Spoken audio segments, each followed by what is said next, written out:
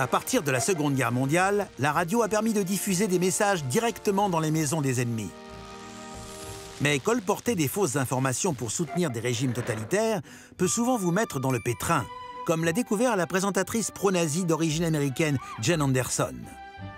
Jane, surnommée la pêche de Géorgie, a diffusé son premier message aux Alliés depuis l'Allemagne le 14 avril 1941, faisant l'éloge d'Hitler, le qualifiant même de croisé immortel, grand amoureux de Dieu.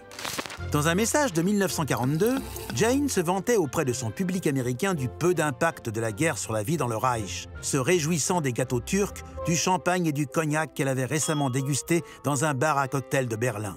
Les Américains ont simplement enregistré l'émission et l'ont diffusée en Allemagne, où des milliers de personnes ont entendu parler de sa vie privilégiée faite de gâteaux et de champagne, alors que l'Allemagne, rationnée par la guerre, mangeait des navets. Cela a provoqué un scandale et les nazis retirèrent la pêche de Géorgie du menu. L'un des objectifs de la propagande est d'induire les gens en erreur.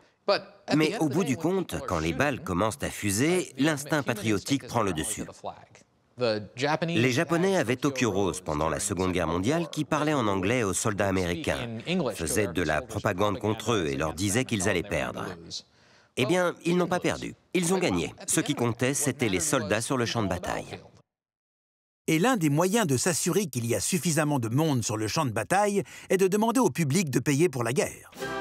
Pendant la Seconde Guerre mondiale, l'Amérique a fait appel aux stars d'Hollywood pour encourager les citoyens à participer financièrement en achetant des obligations de guerre. Mais au nord de la frontière, les méthodes étaient moins conventionnelles. Les habitants de Winnipeg se réveillèrent le 19 février 1942 et découvrent que les troupes nazies patrouillent dans la ville.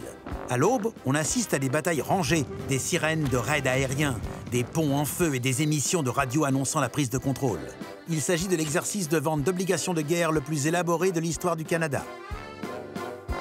Suite à cela, Winnipeg a récolté plus de 3 200 000 $ en 24 heures. Les nazis étaient en fait des milliers de volontaires en uniforme, fournis gracieusement par Hollywood Studios. Des annonces avaient été faites les jours précédant l'événement, mais nous ne savons pas exactement combien de Canadiens ont été pris complètement par surprise par cet acte de propagande à la fois horrible et extrêmement efficace.